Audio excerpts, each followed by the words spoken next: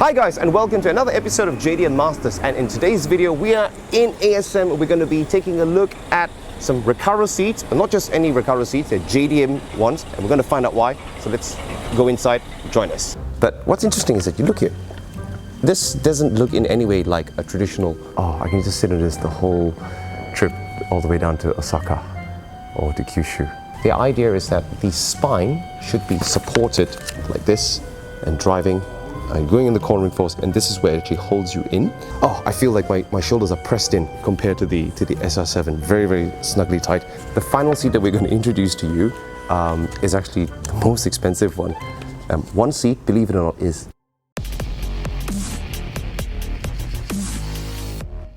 so as we're going inside here, you can see it says there, change your seat, and Autobax ASM Yokohama, which you can see in our previous video about the shop itself. But today we're going to be looking at the Recaro seats in particular and why they're so special in Japan. So as we said in our previous video, ASM is actually fully owned by the Autobax 7 group.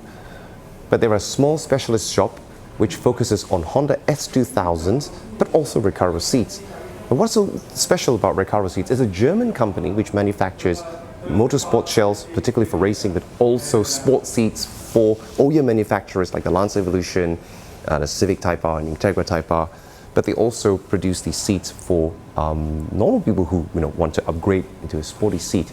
But there's something a little bit different of the models that are available in Japan and in other countries, even in their home country in Germany. Recaro also has a facility in Japan in which they develop seats especially for Japanese OEM cars and also for customers. And what's very interesting is that we saw in the previous video when I sat in the Honda S2000 demo car of ASM, the RSG Motorsports shell was actually developed in conjunction, in partnership with ASM to make a very narrow but very nice fitting bucket seat for the S2000's narrow cockpit. But there's more than just the RSG.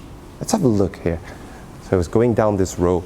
Right here we have the luxury edition. So this is more for like if you have an Alphard or if you have a High Ace, maybe you can fit that, and it's a luxury style. I'm gonna sit on it. Price is 1,600. It's called the LXF, and definitely better than your stock seats in your luxury car because it gives a lot of good lumbar support. That's one thing about Recaro compared to other seat manufacturers. The idea is that the spine should be supported as if you are standing, and that's the Recaro basic principle. So let me see if I can find a little diagram here. It's not very clear, but on this part you can see how they focus on keeping the spine upright. And this is the same principle in all their seats, whether it's a luxury seat, sport seat, or their bucket seat. So sitting in this, it gives me some support on the side here, but it's not intrusive because the shoulder parts are not too wide. But if we come around to this one here, now this is a very different shape from what you guys have seen. It's called the SR7. This is just a JDM model, and the concept that it's developed as a kind of midway sports seat. Not too aggressive like the SR3 or the SR4. And this version, the seat down doesn't have these kind of high bolsters. So maybe it's good for a passenger seat where they don't actually need the grip on the side. But you can also put it like maybe in not so highly sporty cars like the Mini. And of course, even though it's a JDM model, there's sufficient height for taller people. And what's cool about this is the ultra suede, this is actually kamui, a material called kamui, which is very close to a different kind of cloth, and punch hole with red on the inside. A very high quality materials used. Here's the different color version, the red with the thigh supports. And as it is with all Recaro seats, what I like personally, I'm 178 centimeters tall, and the under thigh support comes right up to the bottom of my knee. And if I'm like this and driving, I'm going in the cornering force, and this is where it actually holds you in. And there's still enough stiffness on the shoulder blades, which in some models is actually too soft. So, but I think there's an even more sporty model, which is the one next to me. It's called the SR6. And the SR6 is, this is the SR7. The price of the SR7 is $1,400 US dollars. But this one is probably because it's probably because of the materials. This SR6 is priced lower actually at $1,100. It's a simpler model, but very aggressive shoulder blade. And you can see immediately how it's more sharper and I feel like my shoulders are pressed in compared to the SR7. Very, very snugly tight. However, the side bolster support feels also a little different, and the cushioning is definitely stiffer than the SR7. So I think it's a difference of like just the materials. This is probably a JDM replacement for the SR3. The headrest support is also quite stiff. This one's much softer. And this is the Sportster, which looks the same as the international model, but there are actually minor differences and improvements in design, particularly in the headrest part, the shape of this, and this is a bit expensive because I think it's targeted more towards European cars actually. So the Sportster here, the basic price is more than $2,000 depending on the trim. The cheapest model here is $1,007 for the basic materials. Let's have a look at the basic model. Oh, okay, so the big difference between this and the SR6 is a much more space. The thigh support isn't as high, it's a little more flexible, so it's kind of light sportiness. However, this is really soft. The cushioning for your head and the way it wraps around my body makes it a bit more suitable for maybe long touring drives and a little bit of light mountain drives. This is much more aggressive for your sports car. And this is a more classy version with red leather and Alcantara badge over here, which proves it's Alcantara. Maybe in like very Italian style, 2 stripes down. Let's have a look. Much more luxurious. I can imagine an owner of a BMW or Alfa Romeo or even a Porsche Boxster or Cayman putting this, and here we are. Squeeze this and the lumbar actually increases. See that? Even though you can see it on the camera, and it increases more lower back support. And this is actually really good depending on your body size. If you're really thin or you're really short, then press the button again and reduces it back to normal. Which even a normal setting, it's more than sufficient, to be honest. Very classy. The lower end model has a seat heater button attached to it, and you have a more than $1,000 difference, because here you have the lumbar adjustment and also electric reclining. So, and of course the leather as well. So definitely at a higher end price. This is like the cut budget model. Here this is even more expensive at $3,000. Why? Does it have more functions? Leather, oh yeah, it's just fully leather even on the seat back and on the cushion. Here's Alcantara.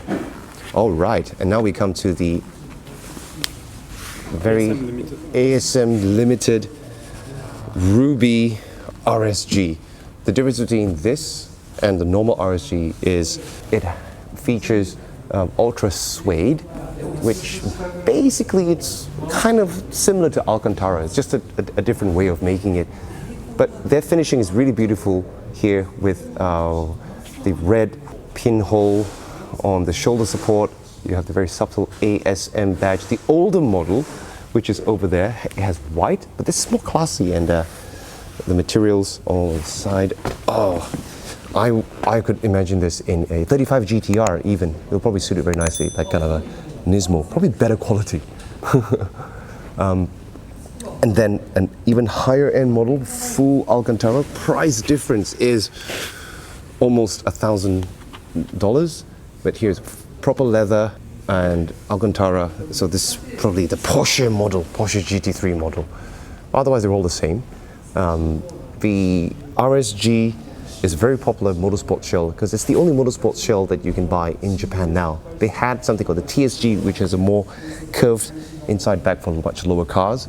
They stopped selling the SPG. But if you're on a budget and if you're a little bigger, there's another model which is not a JDM model, but it's interesting. It's called the Pole Position, and as you can see here, it's only $1,300.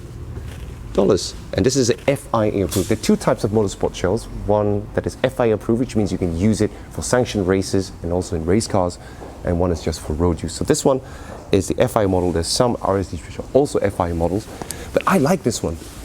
And sitting in it, so I'm quite thin, and you can see there's a lot of space on the side. This is designed for a bigger person, actually.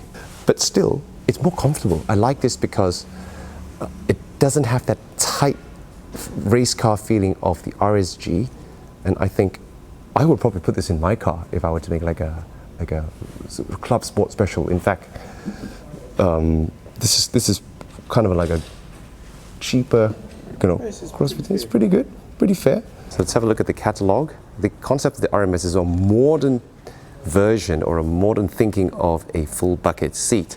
So the shell is basically, well, carbon fiber in the higher end models and FRP.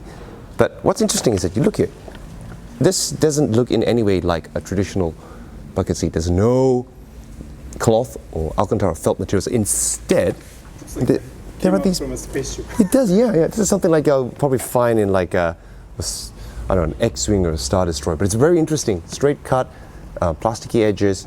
But all these pads can be exchanged and adjusted if they wear out, as Japonic said, or maybe there's also different sizes, and each piece is just basically stick-on. So I want to sit in this. I can't imagine this would be very comfortable, to be honest. And no, it's not. The pads are very stiff, and I just feel like I'm actually sitting in a bucket, a gigantic bucket. Do you think you can replace the pads with not leather but Alcantara ones? I think they might have ones, yeah. I think I remember that, but I'm not sure. But but this is really basically designed for track use or racing use. It's probably not suitable for everyday use. Amount of lumbar support and how it feels, it's really a racing seat, okay?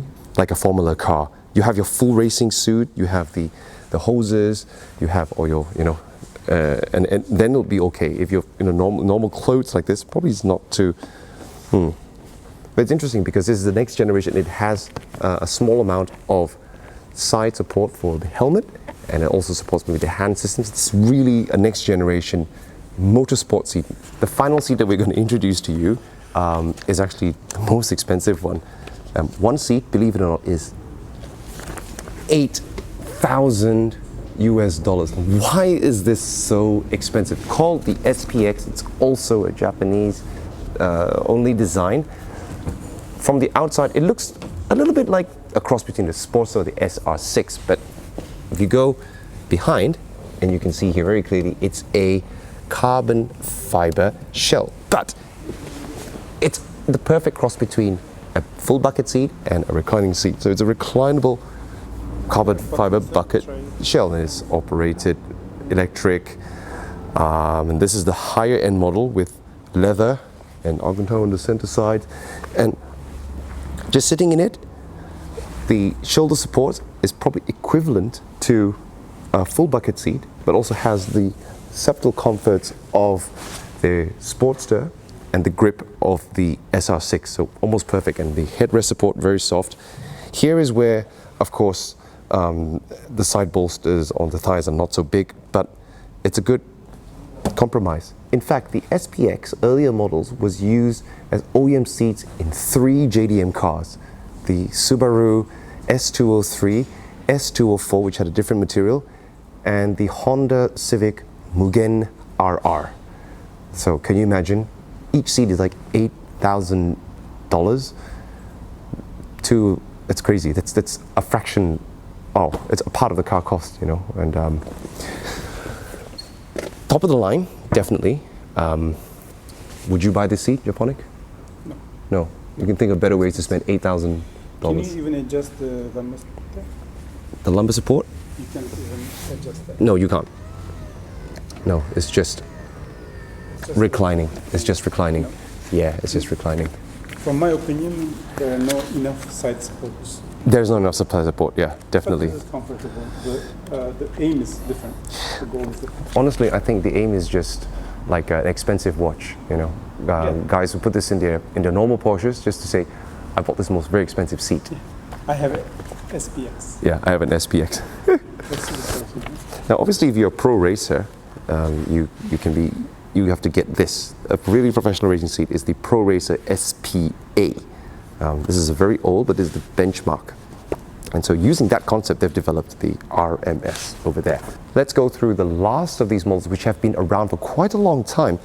Style DC, which is used a lot of OEM on a lot of Japanese and European cars as well. This is more for comfort, obviously, to replace a stock normal seat, but with a little bit of hold, especially on the sides here. You can push this in, but otherwise no shoulder support, and it's very, very comfortable for long drives. This is the Sport J, which is also a world model, and this one's fully leather at $3,000. The basic shape is OEM in the Evo 5, Evo 6, Tommy Mäkinen, CL1 and CL7 Accord Euro R, and a couple of other cars.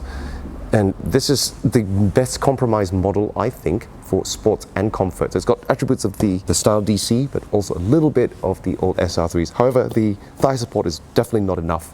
I had mine in my Evo 5 and I wasn't satisfied with it.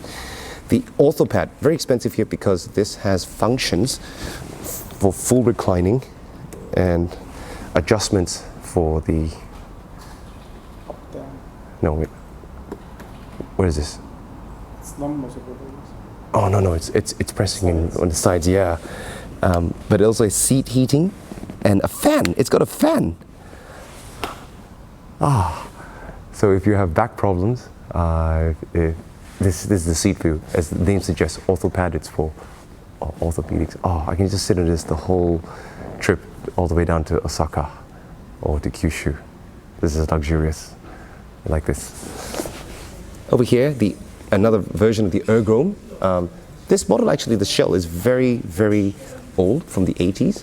The cheapest ones, yeah, $1,100. Actually, this is really comfortable. It's still relevant today, even though the design is a bit dated. But a lot of lumbar support and support of the back. It's good. Last one, cheapest one. Is this worth it for $1,000? Yes, the headrest shape is a little different. You can see how it's indented in the center, and it centers your head like this. Yeah, so I would put these seats maybe in a modern Accord or a Lexus, maybe not. Cheapest, but you still have the lumbar support. Yeah, actually no, I take that back. It's for replacing the cheap seats in your basic family box car to a more comfortable item, because the luxury cars of today, like the Lexuses, they already have really good seats. They do some development in conjunction with even Recaro, I've heard, although it's not advertised. In the office as well. Now I like this. Hey Japonic, this is the boss seat that you gotta have, man. Exactly. You know? Now, Recaro calls this the 24-hour seat because you can sit in this for 24 hours and work on your desk, and it just gives you that body refreshment because your spine support. So guys, that was a review of the different JDM model Recaro seats, and if this interests you, you can check on the website and let us know in the comments what you think, and if you'd like us to review other seats on other kind of makers as well. Let us know in the comments, and hope you enjoyed it, and catch you to the next video. Peace out.